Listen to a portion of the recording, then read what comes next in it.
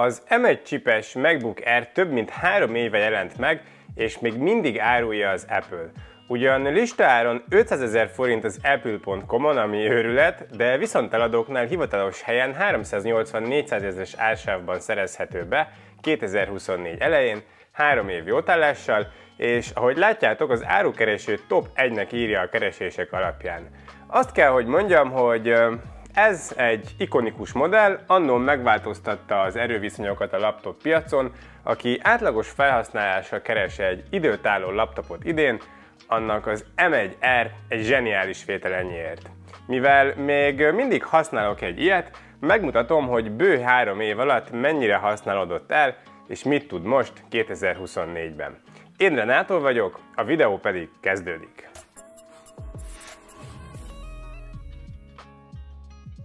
Az biztos, hogy ez a laptop nem professzionális felhasználóknak van kitalálva, programozók, film és zenekészítők azok biztosan nem veszik meg ezt a gépet, oda erősebb Pro modellek kellenek, Pro vagy Max csipekkel.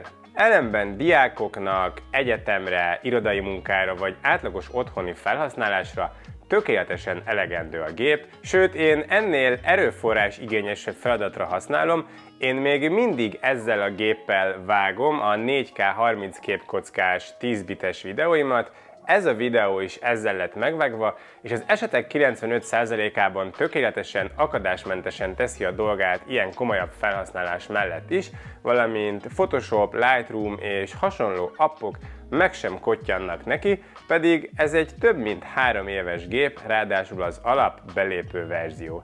Azért szerintem ez nem semmi.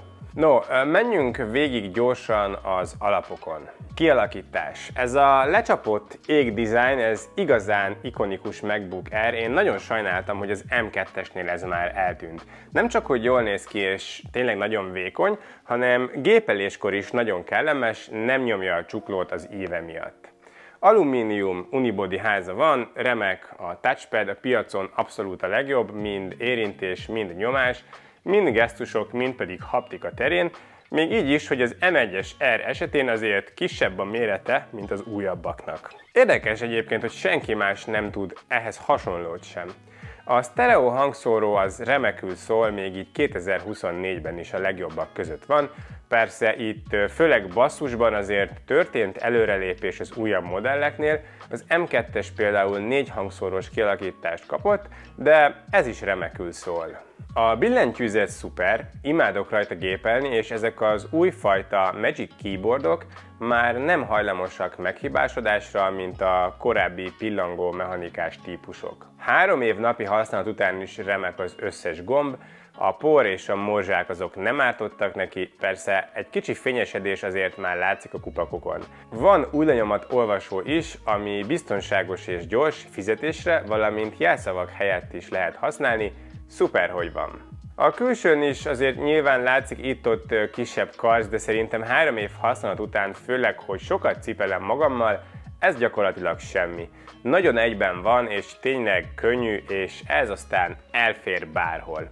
Portok terén viszont szokásos régi vágású Apple laptop, mindössze 2 Thunderbolt 3-as USB-C port van, valamint egy jack van rajta, ami megint csak az, hogy normál használatra elegendő, de hogyha már külső SSD-t pakolsz rá és esetleg töltenéd is, no meg rádugnál még mondjuk egy kamerát is, akkor bizony adapterezés kell.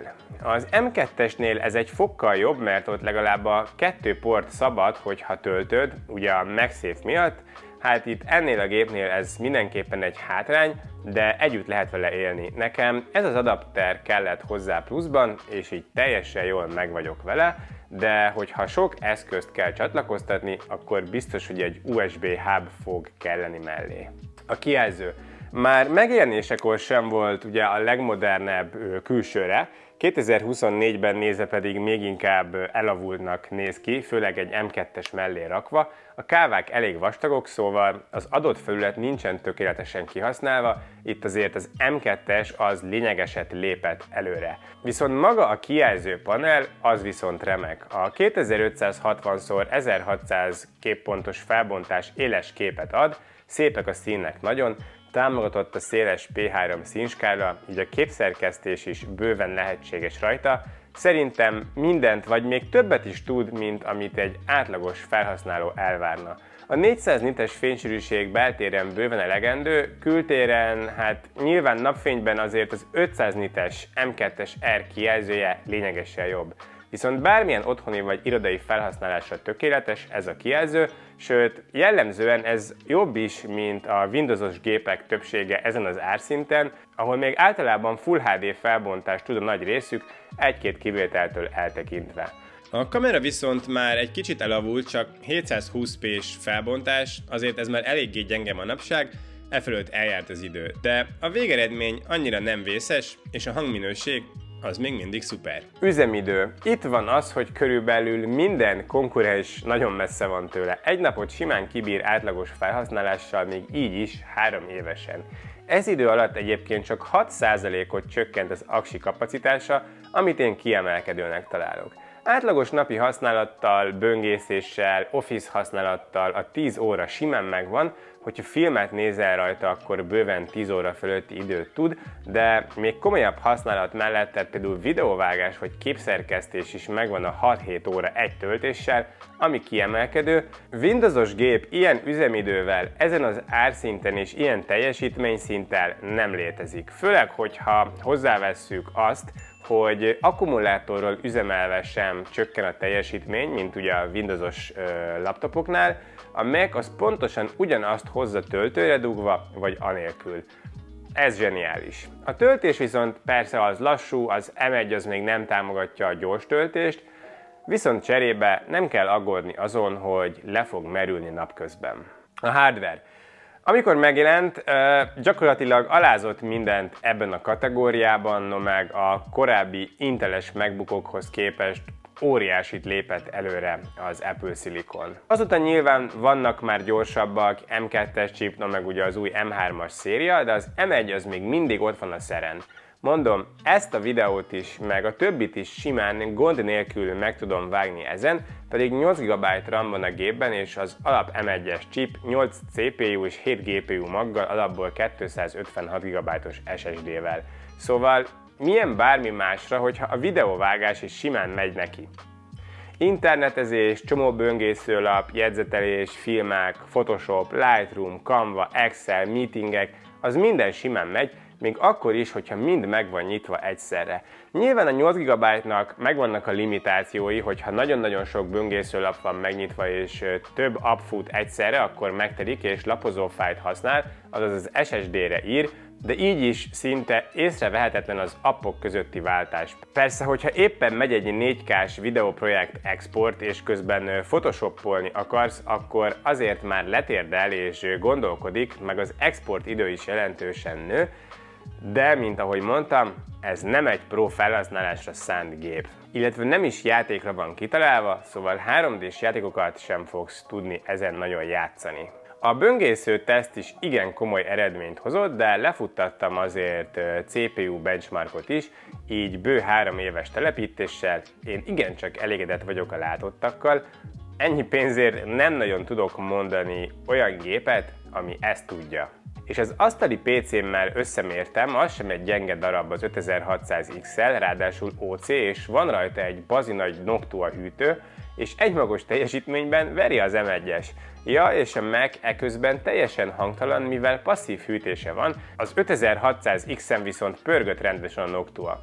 Az R egyébként 2-3 órás videóvágás után is köszöni, jól megvan a passzív hűtéssel is, szóval a felhasználók 99%-ának nem fog hiányozni az aktív hűtés. Az alap 256 GB-s SSD az sajnos kevés és hamar megtelik, a nagyobb pedig irreálisan drága, viszont egy csomó szuper ajánlat van külső SSD-k terén, gyakorlatilag 30 000 forintért már válogatni lehet a jobbnál jobb 1 terás SSD-k között. Én is külső SSD-kkel használom a videóvágáshoz, egy gyors példánnyal, mint például a Kingston XS 2000-rel, úgy megy vele a munka, mint hogyha belső SSD-n dolgoznék, de a SanDisk Extreme is nagyon jó.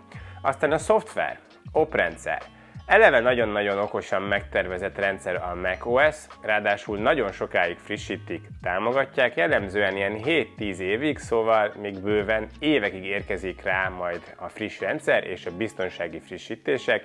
ezen nem kell aggódni. A 3 éve alatt nem lassult be, nincsenek hibák, nem kellett újra telepíteni. A macOS azért is jó még, mert egy komplett szoftveres felszereléssel érkezik, az appok azok benne vannak az árban. Az Apple-féle összes irodai alkalmazás rá van telepítve gyárilag, valamint például az iMovie is jár hozzá, ami kezdő YouTube-osoknak az egy igencsak erős opció, és még én is mai napig ezt használom a videók elkészítéséhez, ezzel kezdtem a YouTube csatornámat. Ez egy könnyen tanulható okos rendszer. Az ökoszisztémáról nem is beszélve, tökéletesen együttműködik az iPad-del, az iPhone-nal, hogyha kimásolsz valamit a telefonon vagy a gépen, akkor az beilleszthető a másikba. No meg másik Mac vagy iPad-ről simán át lehet húzni dolgokat, van AirDrop, felveted a telefonhívásaid, iMessage, fotóid, minden össze van szinkronizálva, szóval akkor a legjobb ez, hogyha eleve Apple termékeket használsz. Szerintem a MacBook Air 2024-ben is egy nagyon király laptop, még a néhány elavult részével is. Igaz, hogy vastag a kijelzőkáva, 720p-s a kamera, és csak 2 USB-C és egy jackport van rajta, meg a 256 GB-os alap SSD azért elég picike, de cserébe könnyű és vékony a kialakítás, a kijelző remek, fantasztikus üzemidőt tud és remek teljesítményt ad, valamint a macOS és a körítése az nagyon király. Ezen az árszinten körülbelül max. 400 000-ért kapható üzleti laptopok Windowsos kivitelben jellemzően sokkal gyengébb kijelzőt adnak, jóval nehezebbek és vastagabbak, az átlagos teljesítmény az pedig elmarad a 4 éves Apple M1 szilikontól. Néztem erre pár példát a legjellemzőbb procikkal, az üzemidőkről pedig aztán ne is beszéljünk. Én azt mondom, hogy ez a csomag így ennyiért egy remek vétel, és átlagos felhasználásra simán megéri megvenni 2024-ben is, sőt, leginkább csak ezt éri meg megvenni, amíg kapható. Az M2-es R jóval drágább, ilyen 480-490 ezret kell érte csengetni a kasszánál, ami egy 100-assal több, és csak egy kicsit jobb a teljesítménye, nagyobb és jobb a kijelzője, Full HD a kamerája, egy picit jobb a hangzása, és egy minimálisan tovább bírja egy töltéssel, és gyorsabban is tölt fel. Hát, hogyha engem kérdeztek, ezek a különbségek biztosan nem érnek meg egy 100-ast. Hogyha 40-50 ezer lenne a különbség, akkor azt mondanám, hogy igen, akkor már inkább az M2R, de így egyértelműen az M1-essel szerelt a tuti vétel árérték arányban. Bátran vegyétek meg az R M1-et, hogyha tudjátok, hogy a következő években is átlag felhasználásra kell egy laptop, és nem fogtok rajta komolyabb, professzionális feladatokat végezni. Átlag használatra egyetemistáknak, irodai munkára, otthonra ez egy zseniális laptop. Azt tuti, hogy én még egy jó darabig nem fogom eladni, ez egy nagyon jó vétel volt nekem. Persze kíváncsi leszek, hogy majd mit tud az M3-as R, hogyha végre bejelentik idén, na meg állítólag lesz egy SE is. De ezeket amúgy is tesztelem majd nektek. Ti mit gondoltok róla, hogyha M1R-t használtok, elégedettek vagytok vele? Beszéljük meg a komment szekcióban. Köszönöm szépen, hogyha végignézted a videót, hogyha tetszett, akkor kérlek tegyél rá egy lájkot, és iratkozz fel a csatornámra. Köszönöm szépen még egyszer is, legyen szép a napod! Ciao.